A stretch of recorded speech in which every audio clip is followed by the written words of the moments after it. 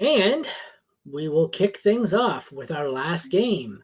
I guess you should be good at this one. I feel like I know the high points core creator that handles Seattle. You might. Interesting. I am wearing a Seahawks hat on top of it too. Just All right, maybe, it's maybe, backwards. maybe. You're wearing the Rob Lowe generic NFL hat. Exactly right. I'm Team NFL. Yeah, you go NFL or the guy who shows up. What was it, Taco? I'm a fan of security. Go Yeah. security. So, all right, these are two of the more interesting quarterbacks here as Gino is on his way down and Sam Howell's on his way up. Best matchup for Gino, so he is probably still streamable as a borderline top 12. Sam Howell, 13th best matchup. Sam Howell is kind of a Will Levis situation here. A higher end Gardner Minshew, I think, where this could be a boom game or a total bust. He doesn't go in between. So I have Sam Howell at 10. I have Gino at 12. I far prefer Sam Howell if I can afford any level of risk because I think Gino's just a solid 18 to 22 guy. Sam Howell could put up 35 or he could put up 3. So, but I think I prefer Sam Howell. It's a tougher matchup for Howell, but I agree. Like the confidence or lack of confidence in Geno Smith's offense is jarring, and particularly coming off a game against might possibly be the best team in the league in Baltimore. Like they just got boat raced and destroyed, and they just left a lot of stuff on the table. So like they're back at home, so they should be able to figure some stuff out offensively. But man, they need to turn it around quick and move along because otherwise, Geno's just a sinking ship right now, and they have the offensive weapons. But on the flip side, like the enemy's treating Sam Howell as freaking Patrick Mahomes. They're leading the league in pass attempts. Like he's on pace to break the record. It's just absurd what they're doing. They've abandoned the run. So yeah, I very much am trusting Howell over Geno Smith. As unfortunate as that sounds, as a Seahawks guy. All right. Running back, 17th best matchup for Ken Walker, who has been elite for much of the season. It's been a confusing couple of weeks with whatever the hell they're doing. I'm still firing him up as an RB1. Zach Charbonnet, I don't mind flexing and holding, but he's kind of scary. Washington, 11th best matchup. I will probably start Brian Robinson as a top 20. Gibson, I don't mind flexing. So I think I start Walker as a 1. I'll start low end 1. Robinson as a low end 2. And I'm comfortable flexing Charbonnet or Gibson. I feel like I prefer Gibson, but let's consult the rankings. I have Walker at 11. Yes, no, Walker at 10. Sorry, Walker at 10. Brian Robinson at exactly 24.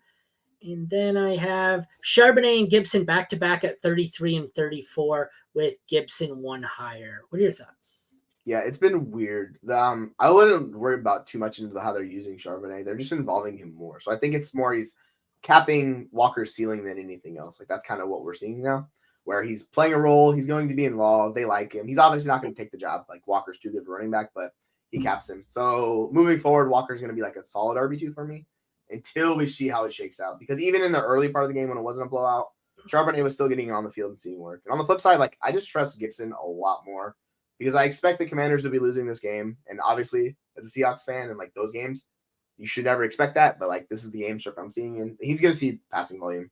Robinson will get the work on the ground, but yeah, like I prefer Gibson to Robinson just slightly this week. But they're both like mid to low RB2s for me.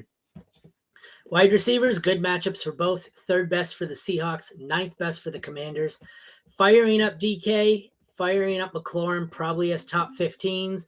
Lockett and Dodson, I think Lockett higher, both as 20 to 24. JSN, I don't mind as a flex, although I could be wrong on JSN and he could be significantly higher than that in the end. But I think there's probably 5 receivers I'm willing to play as at least a flex in this one. I'm going to try and bring up my rankings here to see who I have the highest. DK at 12, McLaurin at 14, Lockett at 23, Dotson 28, JSN 33. So all of them at least flex worthy for me. How about you? Yeah, JSN's a little bit pushing closer to the wide receiver 4 range for me. But he did see a lot of first read targets, so we'll see if that translates over. Just because that game got so out of hand, it was more garbage time how they were just targeting him and doing him underneath stuff. So like I want to see in a more neutral game strip how that works out. But yeah, I have DK at the farthest. He's like wide receiver 1, and then McLaurin, and then I'm gonna go with Dotson, then Lockett. Those guys are all top 24ish for me. And then it just moves down a little bit farther to JSN where he's like wide receiver 4. But like you can play all these guys. Like I have no problem with that. Tight end, 14th best matchup for Noah Fant. I want nothing to do with him. 18th best matchup for Logan Thomas, who is a streamer if you need one. Boring, inconsistent. Third best matchup for Jason Myers at kicker. I can play him as a low end one if need be. Joey Sly, 11th best matchup, desperation option at best.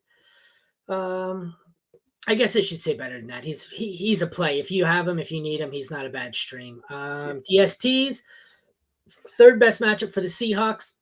They are my DST number 2, way behind Dallas, but still number 2.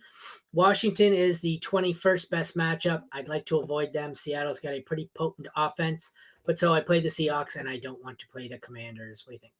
Yeah, 100% with you. Like, it's literally, interestingly enough, like, they're not getting as many sacks as they're giving up. So Washington, like, it seems like they might have figured out, maybe don't take 20 sacks a game somehow.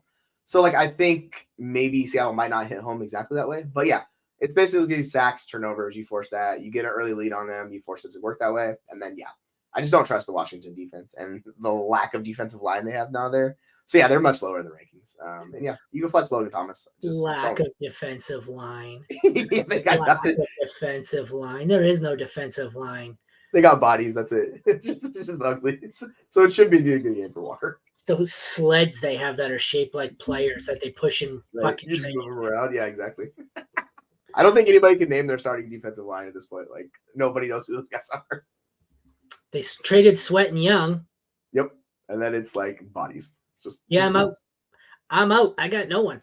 So on that lovely note, let's wrap that up here with the that concludes the Seattle and Washington matchup, and it also concludes the NFL Week 10 Fantasy Football NFC Home Game preview for the Mad Science Lab podcast. Check back tomorrow at noon. We will be here with the AFC games, 7 of them, with the exception of the Patriots and Colts that we already did. So for Aaron and Jesse, thank you for watching the Mad Science Lab podcast. We will see you again tomorrow, same time. It'll be the 2 of us again. Take care, everyone. See you, folks.